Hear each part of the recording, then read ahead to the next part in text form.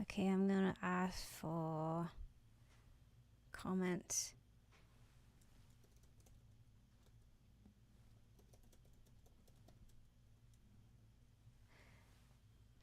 Hi everyone, part 2 of the Jim Heckroth interview. We had some internet issues.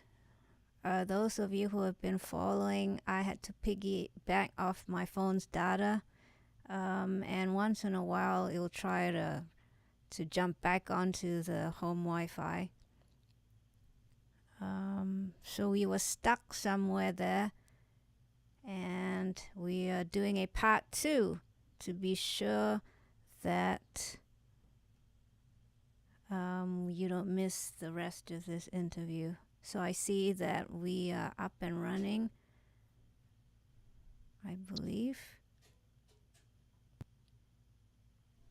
Yes, I see it. All right, very good.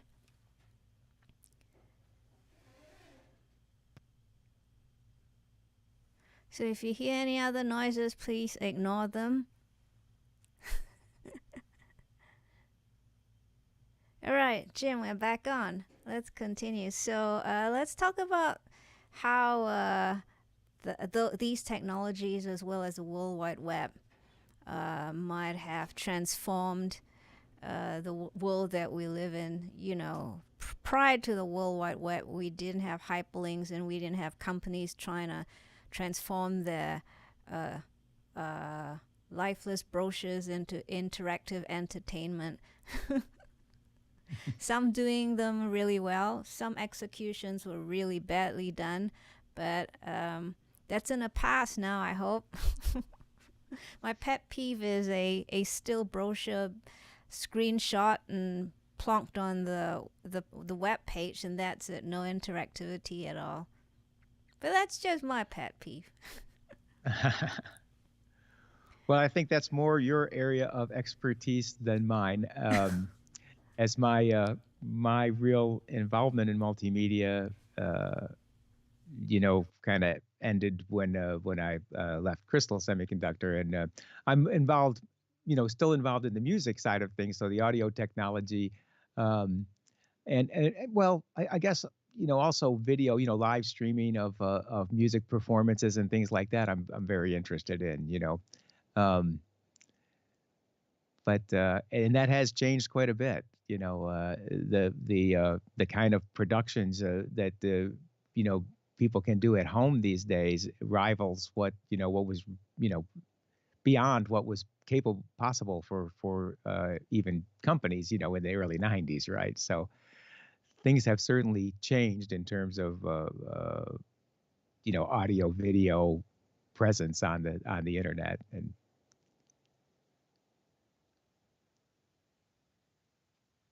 One second, please.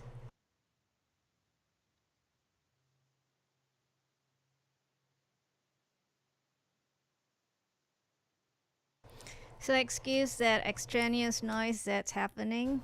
I hope you can hear me despite it. Neighborhood noises. So I wanted to continue with the multimedia phenomenon again before I'm maybe moving off from there. 3D sound.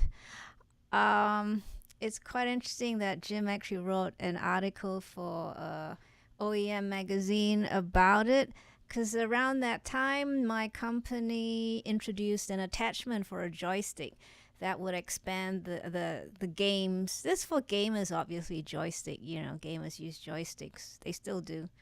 It would expand the 2D stereo environment into a pseudo 3D one, and best of all, the gamer could actually control the positioning of items in this environment. And I had to ask a former colleague of mine, whom some of you know because I've spoken about him a few times, Michael Spicer.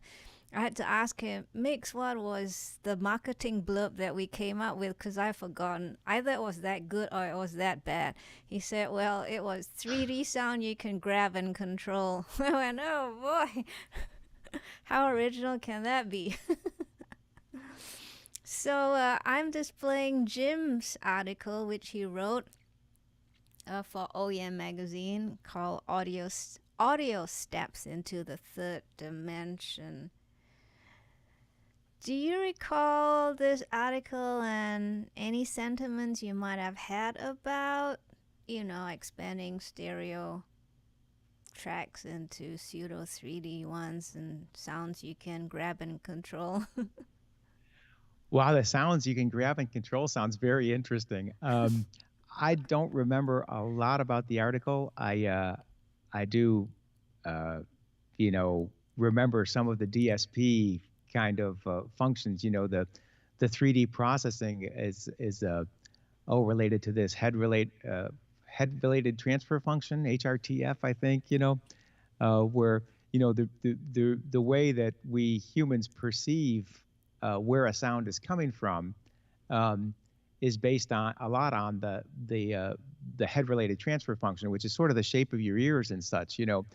Sounds coming from the front versus the back sound different because the back of your earlobe filters the sound a little bit. So things sound a little duller coming from behind, and uh, and the positional left right, is it coming from the left or right, has to do with the time delay that the signal arrives at your ears, right? So by processing these things, by filtering and applying time delay, you can place a sound so you perceive it as being in front of you or behind you or to the right or to the left. And for gaming, that was quite fun. To have someone walking up behind you, and you've got your headphones on, or you're hearing someone behind you. That was pretty amazing. I thought at the time. Um, uh, and maybe sounds that were designed for multi-channel systems could be emulated with this HRTF functions, right? Mm. Um, I don't remember a lot more about it, but the signal processing was quite interesting. Well, I had three interesting guests not long ago to talk about immersive audio. We had Joel Dueck, who worked in film, Chris Carell. I have to remember not to mispronounce his last name.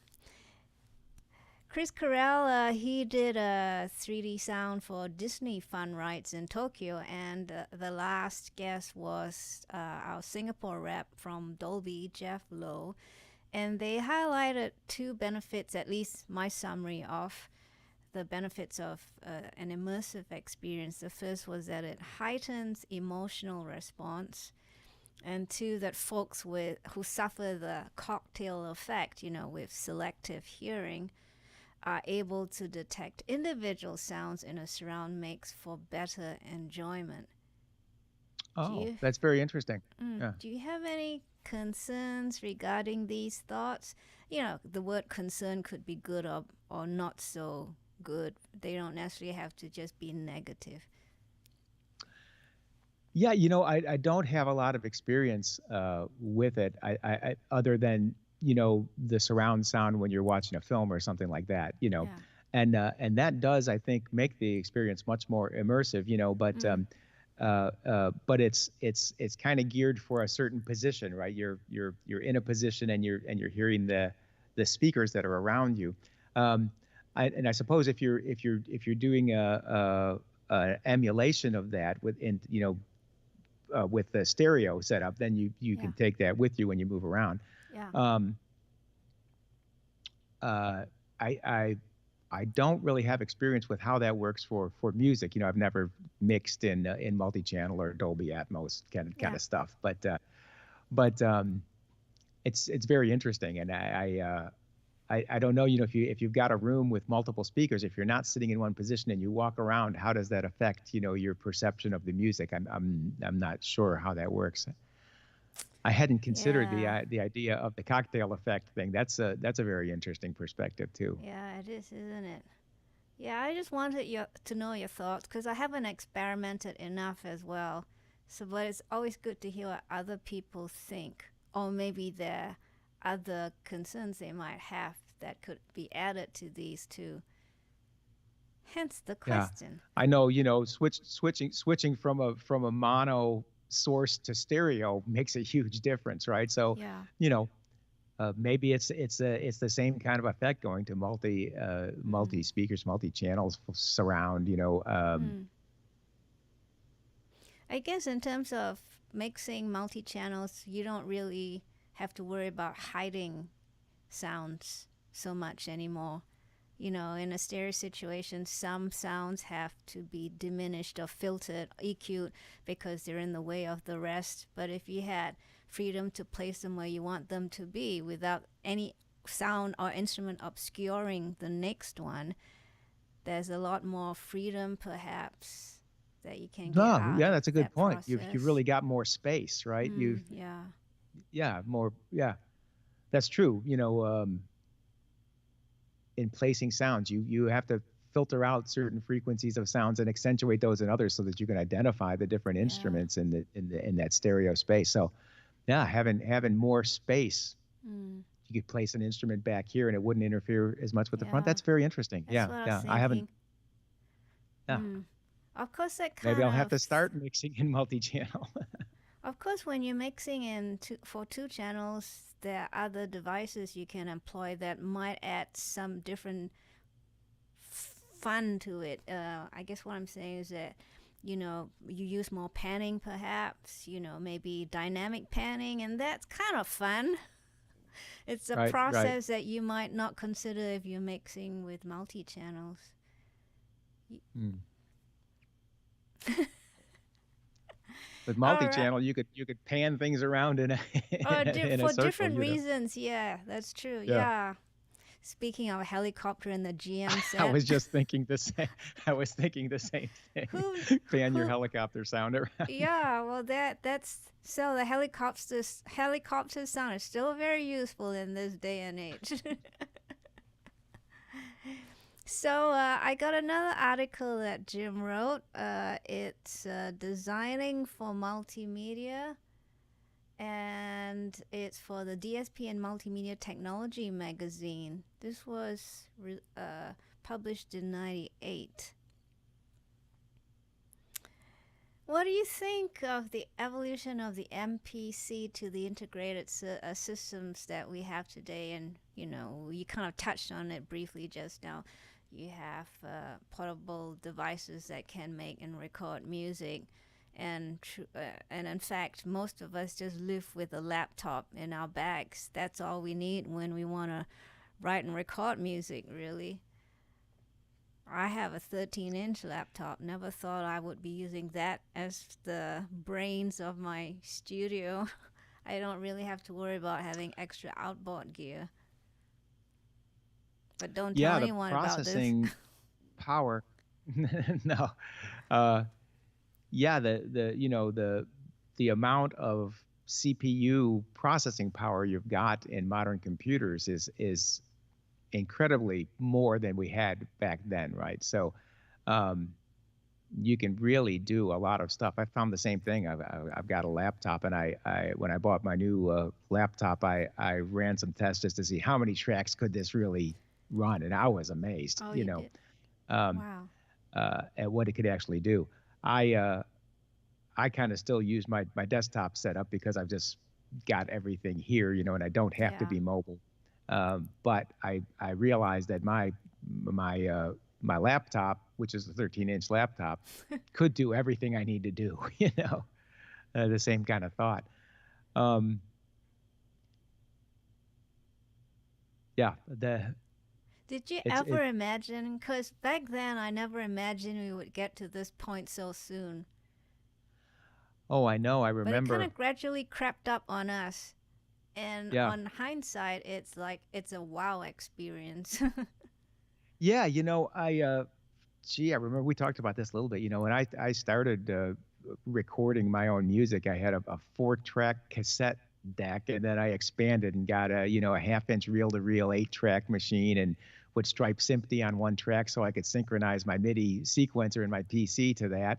And so the audio was coming off the tape, but the MIDI stuff was coming, off the PC, a sequencer, a PC-based sequencer, and that was sunk together with the SMPTE timecode kind of setting, and outboard analog mixer and outboard compressors and reverbs, and um, and now, slowly all my outboard gear has disappeared, right? And everything's in the box. I've got an audio interface and with the mic preamps in it, and almost everything else is being done on the PC. I do find, so in running all these plugins and virtual instruments and guitar amp emulations and things like that I would use to do recording these days. Yeah. You can run those, either on the host, run them natively, as they say, on the host CPU of your PC, or there's a DSP options where you can run those externally. They're still synced to your DAW, but the hardware is external. And I do still find, although my processor on my computer now has got plenty of power, I still like having the DSP option for tracking, because because of the latency issue, right? When if you're recording a vocal, let's say, and you're adding some effect to it or running a guitar amp emulation, if it's running on the host, and it's got to compensate for the latency of all the different plugins on all the different tracks. So when you hear it, it's delayed a little bit, right? Which doesn't matter when you're mixing, but it matters if you're recording one of those tracks, right? So True. So having a DSP that runs more real time for the effects you want to use while you're tracking, I still find very, very useful. But once stuff's recording, I can do everything in the PC. It's not, well, yeah, PC or Mac. I got you. PC standing for personal computer, everybody. Not necessarily just IBM compatible. Right.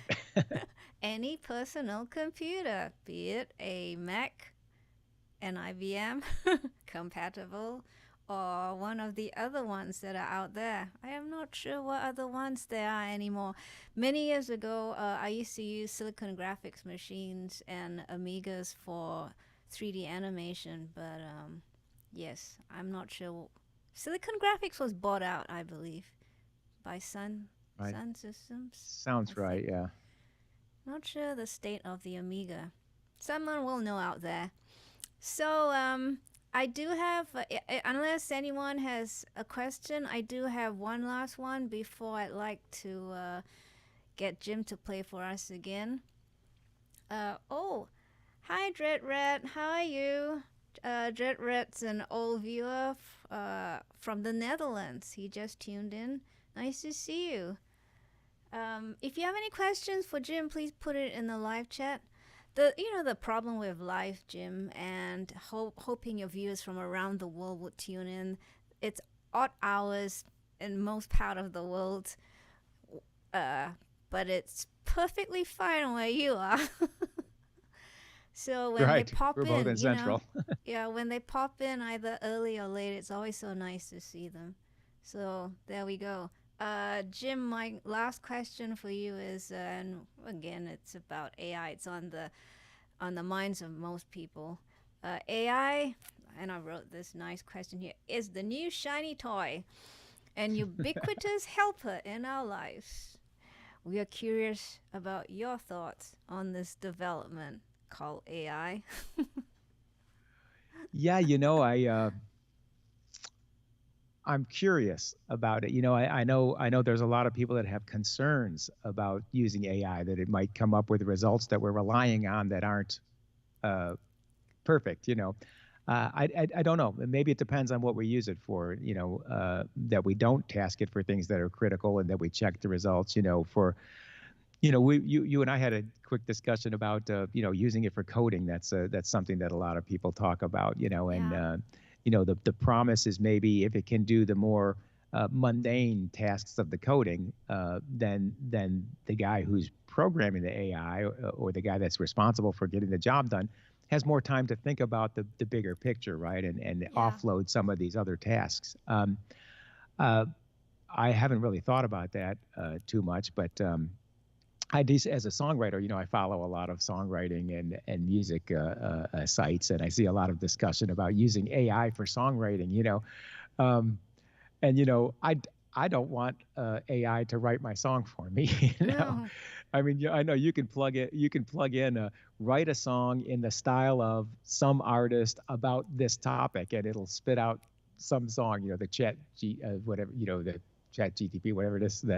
Uh, but I'm not too interested in that. But I do think maybe I would try to use it for, if I'm stuck on something, maybe trying to get some kind of an alternative direction to go in, not to write it, but just to say what are related topics to this.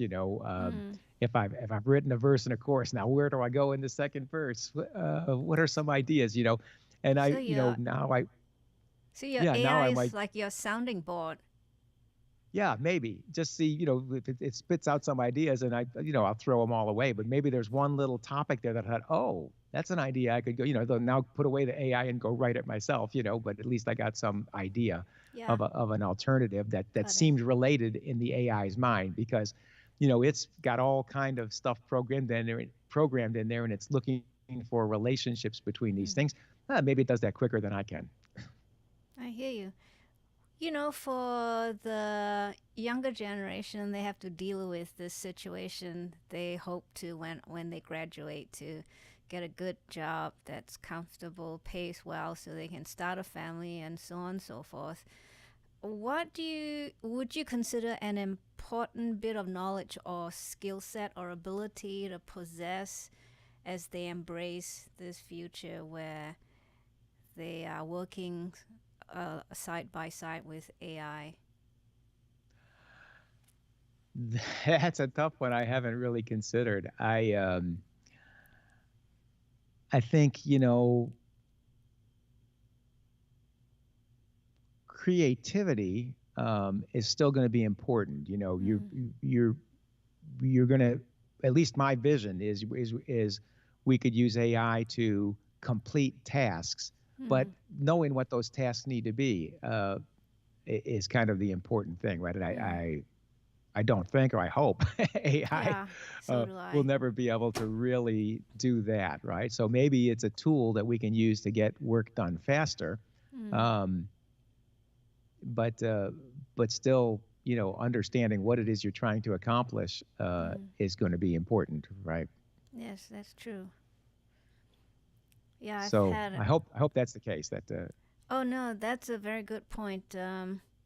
I've had, as you know, I adjunct lecture, and one of my last lessons for one of the colleges I adjunct lectured at was about AI. And the only comfort I could give my students and suggestion was to not be a master of one. The old "don't be a jack of all trades and master of one." I flip it around because that's what I've been. I've been interested in so many things. Much like you, I think we talked about this as well. We're both challenged by new experiences, so we just absorb like a sponge. So just know as Mhm. much as you can, but also know what your specialty areas might be, and continue to plump those specialty areas. Because, as you said, your knowledge and experience will always be required, and you can Yeah. separate yourself from other people with other knowledge and expertise and the experience. AI is you can't at this point in time. Uh, AI is not learning through or it is learning through experience in a different way. It's true. Wow, all right. That's open another can of worms, which I shall not tackle. Anyone got any opinions on AI? Well, you've thought a lot more about it than I have. I can tell already. So There's some there's a things I great don't perspective. particularly want to talk about because, it's opened a can of worms. But we all do know that um, AI is definitely very much well equipped to be able to do repetitive tasks, like you're saying, as well, that will assist us in many ways because we get tired and when we get fatigued we might get forgetful or we might make a little minor mistake, and minor mistake can grow into a bigger mistake. So it's good to know that we can task our shiny new toy with something that they can do repeatedly without and introducing any mistakes. And while we get to if we work hard, students out there get to be creative in our area of expertise. Anyone with any last minute questions? If not, I want to introduce Jim's 2 albums if you're interested in listening to them. Jim has released album 1, Highway to the Blues, and album 2, Blind Luck. And Jim, of course, has done the whole thing. He's written it, he's arranged it, recorded it, produced it, released it. So please go listen to it, them. Jim has also got one more song to play for us. Jim, which do you think that would be? Well, you can choose. I think You've Fallen for Me is kind of a happy pop love song, or Snake Oil Salesman. I think maybe the happy love song. Oh, I kind of like the Snake Oil Salesman. Okay, Snake Oil it is. Okay, here we go. It's called Snake Oil Salesman by Jim Heckroth. And these songs, huh? Sorry? yeah, these songs are not on my CDs, but Yeah, these they're are more new recent. ones. So Everyone, these are new, okay? Jim Heckroth.